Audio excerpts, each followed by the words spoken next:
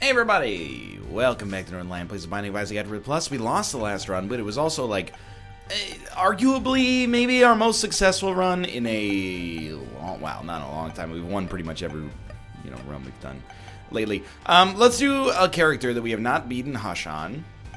Like, for example, Samson. That way we can also knock out the Cathedral if things go right. And if they go wrong, well then who cares? XL14 9VZH. Back in the saddle again. Who do you think is the most overrated? I love the question, by the way. Whenever people ask about something being overrated, because it's actually like, it's a very complex question. It's not who's the worst classic rock band. It's which classic rock band has the widest gulf between their perceived quality or influence and their actual quality. It opens up answers like the Beatles, which I think are fundamentally highly wrong, but you could at least argue like, well, they're good, but people think they're the best ever, so I think that means they're the most overrated. Anyway, the canonical answer is definitely Aerosmith. I don't know when it happened, but Aerosmith somehow, I think it's because they have one truly great song, and it's Dream On, okay? I'll give you it. Dream On is a classic rock song. Like, it's part of the top, 100, 150 classic rock songs of all time. Probably. In my opinion, it is just one man's opinion. I mean, it's no foreplay a long time, but it is really good. But then every other song they've ever made is really bad. And, like, you're not seriously gonna be like, dude, Love in an Elevator bangs.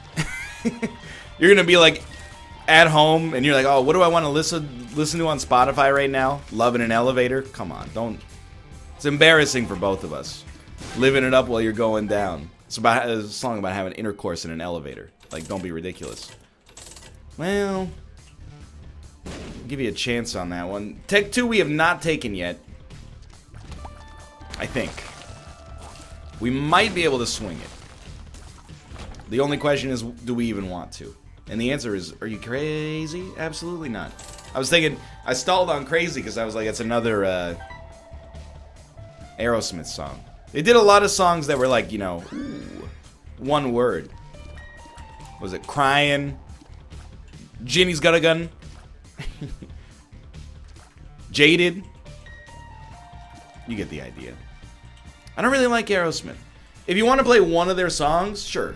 I'm not going to be like, oh, I hate them. But if you're like, I'm going to put on an Aerosmith album, you can leave. You're also entitled to your own opinion. I want to make that part very, very clear. I know Nick is very into Aerosmith, for example. I don't get it. That's okay. I don't have to get it. What he does in his personal time with his musical tastes is really his own business. And I'm also simultaneously just expressing my own opinion here for you on YouTube. You always gotta be careful because, like, I have a level of influence. I'm not sure if you've noticed, but I'm highly popular and influential. We killed the franchise Eastside Mario's. Did you know that? The Canadian casual Italian restaurant. We single-handedly shut down a location by making fun of them once. Now, please give me... Yas. Absolutely, we'll take it. Because I see it all the time. A great example is a website by the name of Pitchfork Media. And this goes for every gaming website as well, by the way, but there's a website called Pitchfork Media. What Pitchfork Media does is review music. And for a long time, I don't know if this is the case anymore, but, maybe around 2003, 2004, they were like the #1 underground blog for, like, if you listen to quote-unquote, I don't want to say counterculture, it's not really the right word, but if you listen to, music that's not Nickelback, you go to Pitchfork and you're like, oh, what do they think of the new Wolf Parade album? Oh, they give it a 6, it sucks. That's basically it. And then, when I got older, I realized that's just one dude. It's just one dude being like, I like this album. And they're like, Pitchfork Media hailed them. Like it happened to Japan Droids, Their first album, or first commercial album at least, wide release, got, I don't know, like an 8 point something or a 9. People were like, Japan Droids is here, baby. And it, like, catapulted them into, not superstardom, but at least, like, you know, indie stardom to some degree. Now you see the same thing online, but it's with Anthony Fantano. It might still be with Pitchfork for all I know, but, you know, these outlets tend to lose their relevancy for whatever reason after a certain amount of time. By the way, sometimes I'll mention, like, Anthony Fantano. I don't watch any of his work, and that's not an indictment, you know, of him as a content creator. I just don't listen to music anymore. Not new music, anyway. People are like, Egg Nose Melon? Yeah, because you won't shut up about it. Which, you know, is fine. You're like, it's the same thing where people are like, Egg Nose Death Grips? And I'm like, yeah, Egg Nose Death Grips. It's because whenever I'm like, you know, hey, I listened to Boston yesterday, people were like, oh yeah, have you heard of Death Grips? It's pretty intellectually challenging. It's like hip-hop, but it doesn't sound like something on the radio. I don't know if you can handle it. Anyway, the point is, and I like it. What I've heard, anyway, I do like it. But yeah, of course I heard of it, because you keep talking about it online. Oh, Egg has heard of Rick and Mortimer? You get the idea. It's the same thing with gaming websites. You know, I used to get into arguments sometimes with my friends. You know, oh, well, Splinter Cell got better reviews from GameSpot than Metal Gear Solid did. So, ergo, the Xbox is the superior console to the PlayStation 2. And then you're like, dude, that's like a 22-year-old intern wrote that review. And that's not to insult the person, but it's literally just one person's opinion that gave the review. Now, I will say, I do think there is some, and this is a bit of a controversial opinion maybe in the modern era, reviews are subjective, but there are some objective elements of video game criticism. You know, there are games that everybody agrees are universally pretty terrible. There are mechanics that are bad. Crashes are bad. So it makes the medium, you know, a little different than a movie. It's not like you're gonna go see the new Mission Impossible and like, we're like, well, the movie crashed 4 times when they tried to load the helicopter scene. You know? It's like an intersection between consumer, or like a product review and an art review. And that's what makes it interesting and also sometimes infuriating. But dude, if you ever like get mad about video game reviews online, I'll call it like I see it. You need to find something better to do with your time. It literally does not matter. If you're like, oh, well, you know, this company, they're this review outlet where the writers probably make like $30 a review after 30 hours of work, gave Spider-Man a 8.2 and brought down its Metacritic score. Bro, Insomniac Games, they're not gonna sleep with you, okay? Why are you being a webbed knight? I don't understand. If something is like a genuine, if they're wrong, if they're like, you can't even play as Spider-Man in the game, you exclusively play as Dr. Octopus, then you could be like, hey, these guys don't know what they're doing. But if you're like, you know, oh, you hurt the chance for us to get a sequel to the Spider-Man video game with your honest and relatively fair appraisal, like, I know that it's mostly kids, but like, come on. Don't do that. That's bad. I'm always in, I don't know. I don't want this to be a gaming journalism episode, but the company that it happens the most with 100% is Nintendo. If you ever express a negative opinion about Nintendo, they're like, why do you hate the company that gave me my childhood? Yeah, the game wasn't that good, but I bought it anyway to support the stock price of Miyamoto-san. And like, they hate you. Maybe they don't hate you. I don't want to say that Nintendo hates their customers. I don't think that's fair. But they definitely, like, do not care whether you live or die. Maybe that's a little bit egregious as well. But you get the idea, you know? Like, I'm pretty sure at Insomniac Games right now... Dude, we're guppy already. That's absurd. They're probably not like, oh no, you know, Cool Gamer 71 gave us an 8.2. They're probably like, holy crap, we finished the game. Please God, I'm gonna take like a week off and then come back refreshed. I don't know, maybe there are people there that are like, thank God the Sam Fisher 91 is fighting the good fight for us against Cool Gamer 71. You get the idea. Anyway, I'm not going down this road. I gotta admit, okay? This is what it's like to be, and I don't... I'm trying very hard to avoid getting a reputation for being a needlessly contrarian in the video gaming industry, because that's not the position I want to occupy at all. I am not going, you know, why is everybody talking about Spider-Man? Why isn't anybody talking about The Legend of Bumbo? You know why? Because, you know, the new Spider-Man game is going to sell about 100 million copies, and by all accounts is very good. I watched it in action at PAX when I was playing Spelunky 2. It was on the demo station next to us. And I watched Mathis play like an hour of it last night. That game looks gorgeous. It looks incredibly fun. Still, for whatever reason, I have almost no desire to play it. And I've noticed lately this is the kind of opinion, not specifically with respect to Spider-Man, but with respect to video games in general. Oh no! What? What a strange run right now. It's the kind of opinion that makes some people, not the majority, but some people, a little angry. The juror. Like, what do you mean it looks fun, but you have no desire to play it? Like, don't you want to be part of the zeitgeist? I'm like, not really. Don't you want to be part of the deep dive podcast about whether or not the Kingpin was the good guy or the bad? Nah, not really. Like, in the whole scheme of things, like when I was younger, it was like, oh, that game looks good, gotta have it. Now, that game looks good, and I'm not even being like, yeah, it looks good for small-minded individuals. I'm being sincere. I played so many Spider-Man games growing up. I owned Spider-Man, Spider-Man 2, classic, of course. Everybody loves it. I owned Spider-Man, the official game of the movie, featuring the weird pixelated Tobey Maguire. I mean, Spider-Man 1, embarrassingly enough, to be fair, I was 13 when it came out, but it was my favorite movie at the time. You know, like, Peter Parker has the crush on Mary Jane Watson, and then at the end of Spider-Man 1, she finally realizes, like, oh, she loves Peter Parker. I guess we should take it. And then at the Uncle Ben's funeral, spoilers, it happens in like the first 20 minutes, but at Uncle Ben's funeral, she confesses to Peter Parker. She's like, it was you, Peter. It was you that supported me through all this.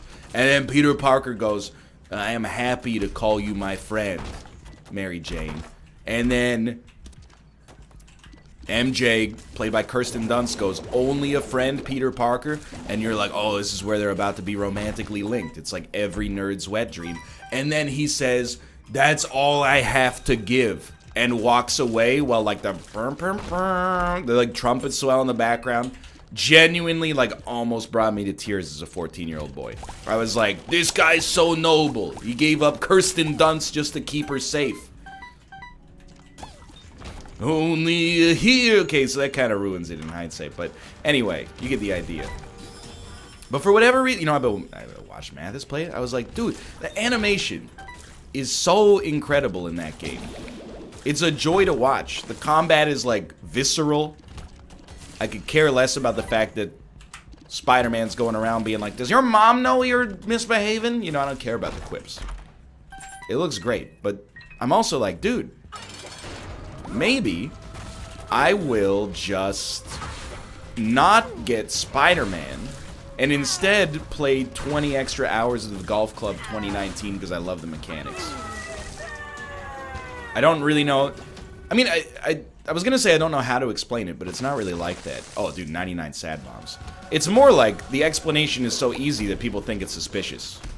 People are like, oh, you're willfully, like, avoiding Spider-Man, or avoiding whatever new release, just to get the galaxy brain, like, well, oh, everybody's caring about Spider-Man, well, now I'm playing, you know, blah. It's not like that.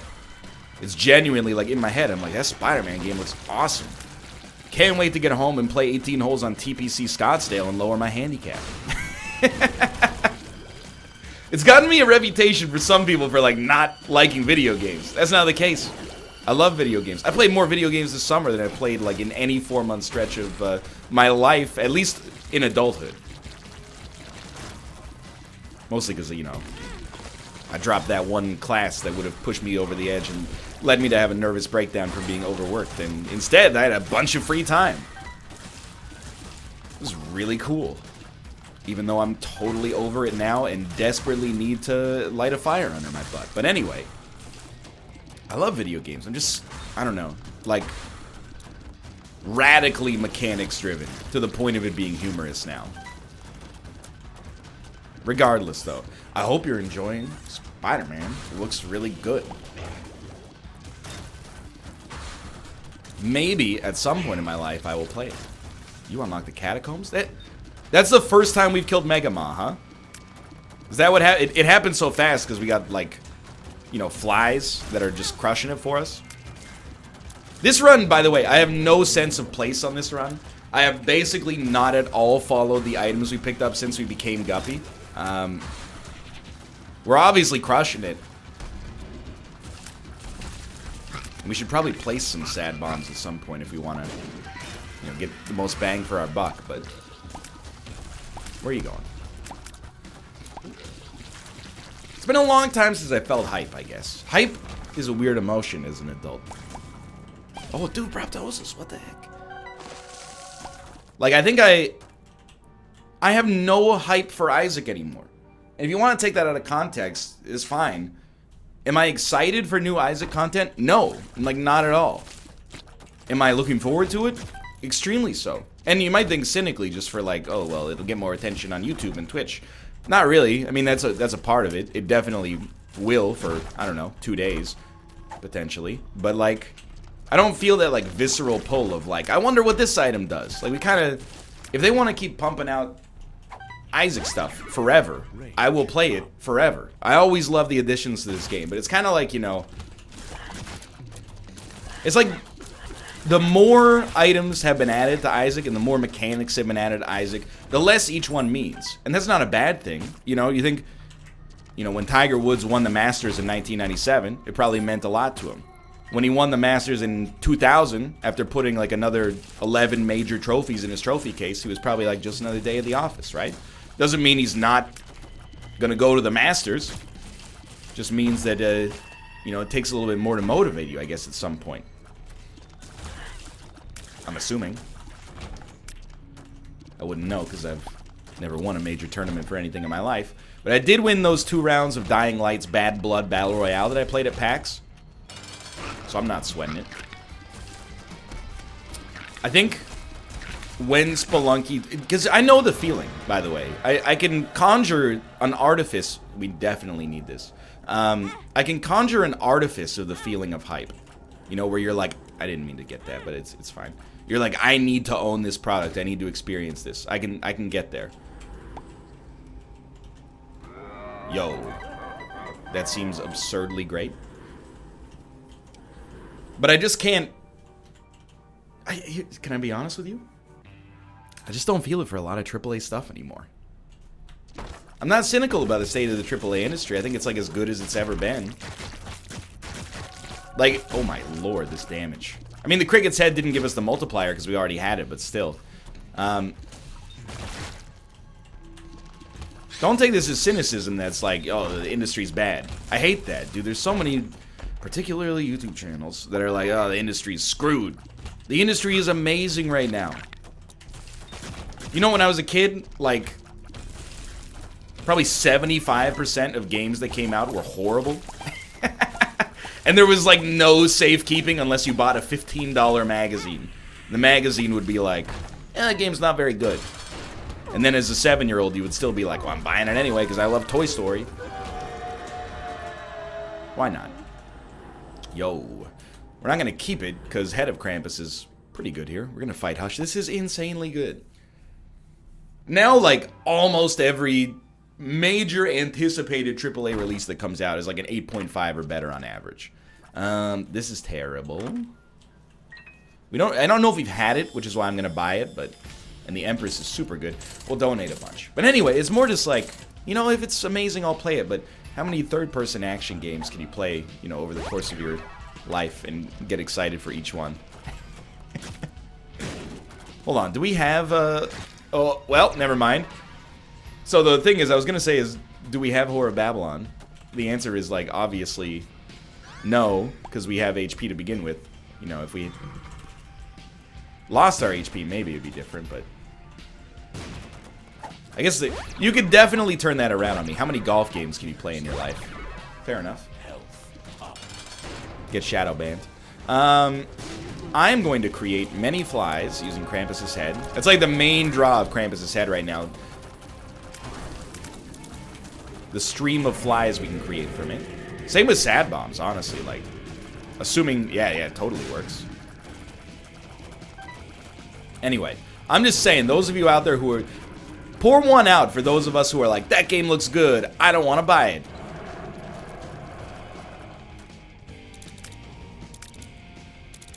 I feel a weird motivation now, like, I felt compelled to buy F1 2018. I felt the hype. I was reading about stuff that I have no knowledge of whatsoever, and I was like, dude, that sounds like my jam. Race on tracks to improve the amount of research points you get and gradually get an advantage over the Red Bulls. I was like, what does that mean? That sounds like it's worth 80 bucks. Canadian.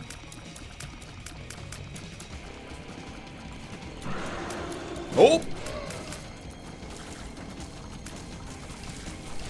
You know what it is? I played Spider-Man games before. I know what you get. You swing, you smack. Yeah, the animations, combat, true to comic formula, is better than it's ever been before, perhaps. You know, I mostly get it. I've never played an F1 game before, so it's all new to me. I'm like, wow, this is like, it's not innovative at all. It's the 2018th game that they've made. But it's new to me. So we're almost gonna die here. We will not die, but we will almost die. We died. This is very bad. This is horrible. Come on, we know we can do this. Please let me... By the way, my bad. We went into this with enough HP to not get screwed by Hush. Simultaneously, like, man, I hate this fight. Should there be a boss fight where if you become strong enough, you know, nothing can stop you? No. I know I set that up to be a spring-loaded yes. I truly believe, though. I'm like, you know, if I get 6 rate of fire, 60 damage, that's like a once every... Well, I was going to say 70, but realistically, that's like a once every, like, 25 sort of run situation. Just let me win. I know that sounds entitled. It kind of is. Like, just let me hold right and destroy them. Realistically, that's kind of where we were at. We just blew ourselves up. I just don't understand. Sometimes I'm placing bombs while shooting, and the bombs are being reflected behind me. I think it... And, again, it wasn't me, it was the hitbox. But no, like, I actually do sort of feel the need to point out. I'm pretty sure it's because our tiers are so large that it's the backside of the tier that's colliding with the bomb, and thus pushing it in a direction that's, you know, we'd prefer it not to go. For God! Lisa, please! Okay, so I mean, we got 60 damage. We know this guy's no problem. We got so many bombs, it doesn't matter. We just need there's 2 dangerous attacks. There's the light beams, and then after the light, or prior to the light beams, there's the continuum shots. We should make it just fine. It's a good reminder, like, you know, it was my own idiocy that put me in this situation. If I had just not blown myself up with like 3 bombs, we would have won easily. And the sad thing, I guess, is that the cathedral should be extremely simple for us, even with 1 HP. I just get frustrated on these fights sometimes, because I'm like... Well, first off, my tiers are so large, it's hard to dodge the enemy tiers. But secondarily, I'm like, how are these flies not dying in 1 hit? It's like a slap in the face. It's like, you know, being a professional athlete, I guess. And like working your butt off. You know, the most deserving salary on earth, a professional athlete. But anyway, just go with me on the metaphor, please. It's like being a professional athlete, you know, working your butt off, getting to the height of your industry, and then you sign a contract, you know, you're making $10 million a year. And then you went to a sandwich place, and you're like, oh, I'll take a Reuben sandwich, please. And they said, what's your salary? And you said, why is that relevant? And they said, well, the price of the sandwich scales with your salary. So, sorry to tell you that if you're making $10 million a year, the sandwich is $15,000. You're like, why did I get all these advantages in the first place? And they're like, well, to be honest with you, it makes the rest of your life disproportionately, orders of magnitude simpler relative to the average person. So, we really like set this up to be a place where if you're low income, you can come and get a super cheap sandwich. But if you're insanely high income, yeah, the sandwiches are going to be expensive. And you're like, well, you know what? Socially, that sounds like it might be a good thing. But in this highly specific instance, you're disincentivizing me from ever coming to this place. And they're like, yeah, that's kind of the point. Okay, fair enough. I've talked myself out of it.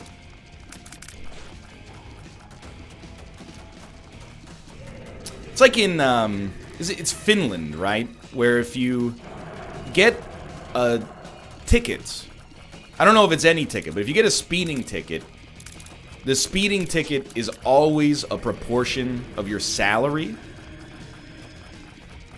not a flat rate. I think there's that, and this is all, it borders on political, I guess, at some point. But it's a fundamentally interesting discussion to have. Frig. Is that the fairest way to do tickets, or is it completely unfair? Why would it be the fairest? Well, let's say, why would it be unfair? Well, it is kind of fundamentally unfair, right? John A is unemployed, got a speeding ticket. Maybe it's $100. John B is the CEO of Nokia. He gets a speeding ticket. Maybe he has like $20,000. Why is it that one person has to pay more for their ticket, one person has to pay less? Well, why would it be fair? Well, maybe because, if you got one person making 30 grand a year and one person making 30 million, they kind of both feel the same proportion of sting from the ticket. It's the same, probably not the same impact on their lifestyle, but if you were to make it, obviously you can't make the ticket 30 grand for everybody. That would be a little cost prohibitive for 99.999% of the population. There will still be one dude in the comments like, well, they should have thought of that before they spent then. But you get the idea. Just chilling down here. We can make this work. Please, stop. Bullets. Stop shooting. When you shoot, you can't see. I don't know. It's one of those things where I have the luxury, I guess, because that's not how it works here, of not having to have an opinion on it, but I am interested to hear what people's opinions on it are. I imagine if you're exorbitantly wealthy, you probably dislike it. And I think that, just because you're exorbitantly wealthy, that doesn't make your opinion any less valid. It does seem kind of messed up that just because of your job, you could be punished more, or at least on paper punished more. But simultaneously, if the point of a speeding ticket or fine is to be a deterrence, somebody that's speeding around in a Lamborghini because they make $1 million a year, a $300 fine isn't really going to deter them too much, I imagine. So if the whole point and philosophy of the law is stopping speeding, makes sense. Or deterring speeding as much as possible. I guess the idea would be like, the point of a speeding ticket is not like, pay this if you want to speed. You can't really be like, well, why does John get to speed for only $300? This is very spooky. I have to pay 35 grand to speed. That's not fair. Anyway, I'm radicalizing myself politically over the course of this discussion. The longer this hush fight goes on, oh, thank God. I was gonna say, the more likely you're gonna see me running for office. Dude, we have like a mayoral election in Vancouver right now, and I don't know who to vote for. I feel like you can talk about local politics without offending people. I hope. Only offend Vancouverites, and we're all mad all the time anyway. So, there's like two major candidates. One from the party that's already in power, one from the party that's not, and then there's like 1,000 candidates that are They might have a chance. There's no 538 for the Vancouver mayoral race, as far as I know. And I'm trying to figure out who to vote for, okay? Because one of the dudes represents the status quo. This is not a metaphor, by the way. Represents the status quo, but he's also doing some projects that I'm like a fan of.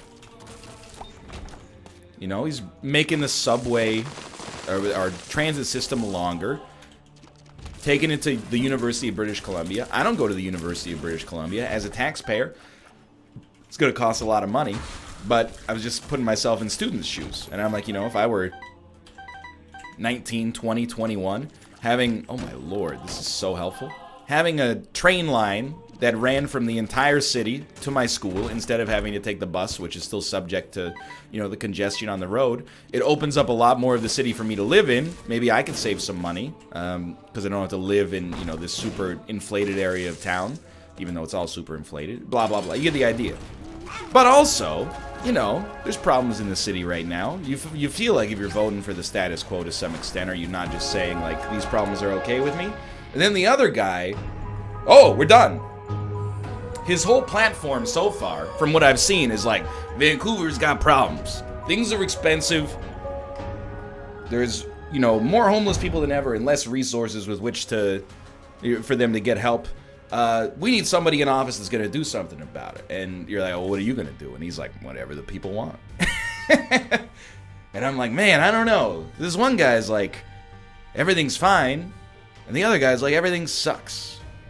And I'm like, you're both very right. Anyway, thanks for watching. I hope you guys have enjoyed this episode. I can't believe we made it work. If you did, click the like button. It's a great deal. Of course, subscribe if you want to see more in the future. For now, thanks for watching, and I will see you next time.